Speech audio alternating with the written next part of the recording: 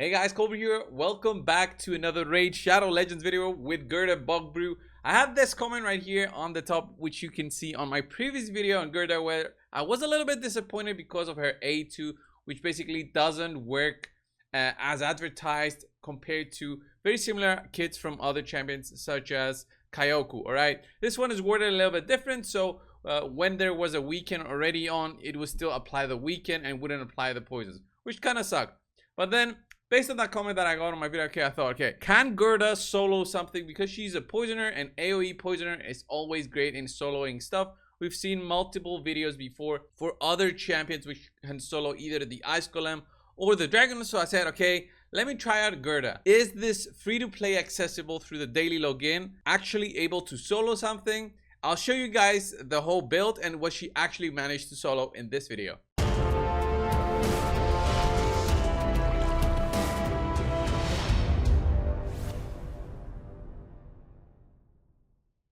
Guurda Brew.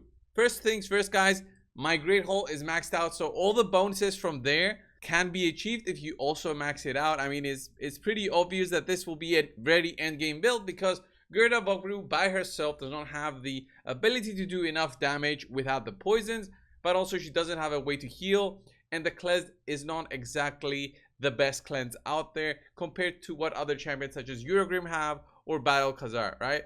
That being said, also her aura does not do anything for Guurda herself. If this aura was actually in all battles or at least in dungeons, then we would be doing like a different video and actually showcasing a better showcase of Guurda, because it would make it way easier to build her with high resist. So the way that you build these champions to solo dungeons is with a region set and an immortal set and high resist. Okay, the high resist is required because of the debuffs. Any debuffs that land or thermometer reduction can actually break the run and make it very difficult for you to proceed. This is not a 100% build, I believe, for Ice Golem, which we'll be testing out first because that's a strong affinity for Guurda. Regen and Immortal Gear, these pieces are some of the best pieces that I have available on the account. And saying that plus a maxed out Great Hole means a ton, because this is not an easily accessible build. It doesn't mean that you as a player starting out now and getting Guurda at whatever time you'll actually get her, doesn't mean you'll automatically be able to solo the dungeon that I'll be showing. All right, the build here, look at this: 85,000 health, 2.8k defense, 255 speed, and then 280 resistance with 278 accuracy. Remember, accuracy is not that important for Guurda. The reason is because if I don't land the A3 and my accuracy is pretty low and I don't even land the weekend, I'll actually land the poison through the A2. So it's actually okay there in terms of poisons, but her kit overall doesn't have anything else other than poisons and buff removal and cleanse here. All right, she has no other way to heal other than the regen and immortal sets, which makes it very difficult for us to survive at specific points. And that's why it's really required to have these two sets. The blood shield is not really required. The shield that you get is very minimal because it's based on the amount of damage that you do. She's not built for damage. The poisons do not affect the shields. I just put it on because it also had some good stats on with HP% and defense. That's what I was looking for throughout the whole build right here. So HP% on primaries, defense percent on substats, plus speed, a lot of speed. And that is also boosted up by the masteries. The specific masteries right here, these are very specific in the sense that I get 18 speed here from the 3 kills that Guurda gets from Whirlwind of Death. And then I also get another 24 speed. So that's a ton of speed already. Some speed from Arcane Celerity when our debuffs cast are expired or removed. We get a nice boost to our thermometer. And also look at this, Oppressor increases the thermometer fill rate by 2.5% for each active debuff cast by this champion. So that's another way to get a little bit extra thermometer compared to the other masteries available. All right. Timely intervention wouldn't have been that helpful because our allies die, the food champions die pretty early at the beginning of the fight. So let's go and have a look at the dungeon that she can actually solo. I did this 2 times so far, so I believe it's gonna be a solid win rate, except for if we get any unlucky crits. And here you kind of need the weak hits happening on Guurda. That helps you survive a little bit longer, and the hits are not as strong as other dungeons, and I'll show you what I mean when we go to the Dragon 25 next after this. So very quickly, our allies die, but look at all those, all the damage that we take, right? Look at all the poisons. The weaken debuff unfortunately doesn't do anything to the poisons. It would have been nice if it, instead of a weaken, it was a poison sensitivity. It would have made way more sense for her kit, right? If you don't land the poison sensitivity, at least you land the poisons. So wave 1 is quite easy compared to everything else. Don't see her right now and think, oh, this is like overkill in terms of build. It's not really an overkill. Wave 2 of both Ice Golem 25 and Dragon 25 are way more difficult than the wave 1s, all right? So wave 1, around a minute. And if you can make a consistent run with this, it means you can solo farm basically Ice Golem and use food champions as well in the case that you don't have something like a Eurogrim or a Battle Khazar. Eurogrim and Battle Khazar can actually do this quite easily. And look at how low we drop now in wave 2. And the good thing is that she has a way to remove the attack up, but it can get tricky, and it's obviously sometimes can be very unlucky. You'll get a crit on you and you'll die. Look at that. Look at how low I'm dropping right here. This might be a failed run actually. Now with this hit, yeah, this one's a failed run. We'll do another one.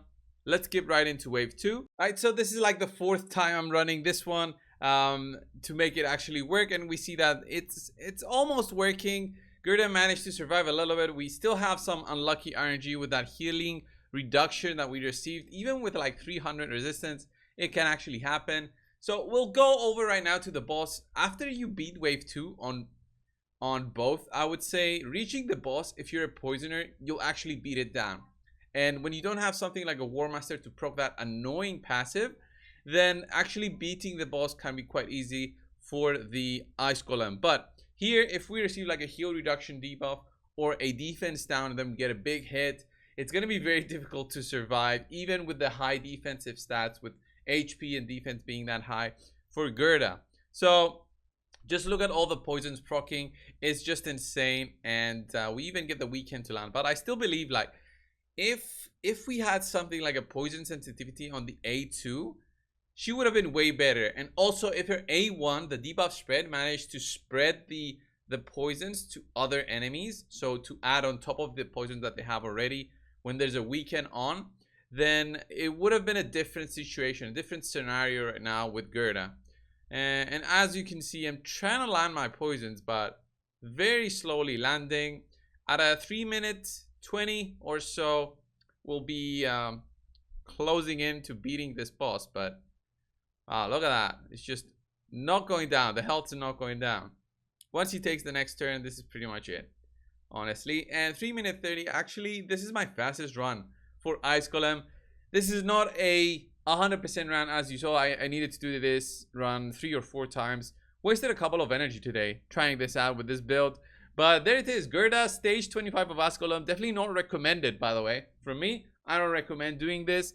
By no means should you build Guurda to do this. There's other champions, and if you've been playing that long, you'll eventually get one of those that actually can solo it. And if you really want to do a solo build, you'll do that. But let me just show you how this works in Dragon. Dragon is way tougher because she is the same affinity as the waves, all right? That means she doesn't get any bonus defensive stats. Well, she doesn't get reduced damage taken or any weak hits taken, all right? If you get a weak hit, you basically survive a little bit longer. The damage that you take is way less. And again, here, wave 1 is very doable, but wave 2, Guurda, even with those stats, can get a 25k to 30k crit. If that happens, she just boom, out. And even if she doesn't get the crit, with those stats, she gets about a 20k hit by any of the 5 champions, if I remember correctly, against you. Any of the 5 enemies. Wave 1 is very doable, but again, the damage taken is quite high. And if you want to have all these stats, you also want to have the Great Hole maxed out, which is not something a player playing just 1 year, especially free to play, can do, right? Even with all the bot pages or whatever happens in Arena, the only way which we can max out the Great Hole, even with all that, it's still quite difficult to do this. But we're seeing wave 1 again, quite easy to beat. But wave 2, just look at wave 2 and how difficult this one is going to be. I don't think we'll be able to do anything. The damage that we'll take is quite high. Look at that, 13k plus 8k. Look at that, 9k. That's all right. She's healing a little bit. Look at that, 10k, 11k. Oof, going very, very low. If I had another way to protect myself, look at that, 20k. Damn. Talk about a freeze as well. Can we heal? Right, we healed a little bit, and there was the big hit. Like, if we get lucky RNG maybe with the hits, no crits at all, maybe we can go through this, but it's obviously not worth building. And if you build anything other than Guurda from the champions that can solo this, they'll do it. And there's even builds with, you know, Ninja who does it, I believe, with this kind of gear. And there's also builds, I haven't seen Sil of the Drake, so I might try her out for a future video. But is it worth it to build Guurda to solo Dragon or Ice Golem? No, not personally. Even though she did it right there, it's not 100%. And you don't want to be running something that's not 100%. You're basically defeating the purpose of running food alongside, because you're losing out energy, you're losing out loot. You're being very, very inefficient doing that. That being said, I don't think there's many upgrades that you can do in this kind of gear. My Battle Khazar, as comparison, I want to show you guys the gear that Battle Khazar has and still does this. It's just way easier, even with without the refresh.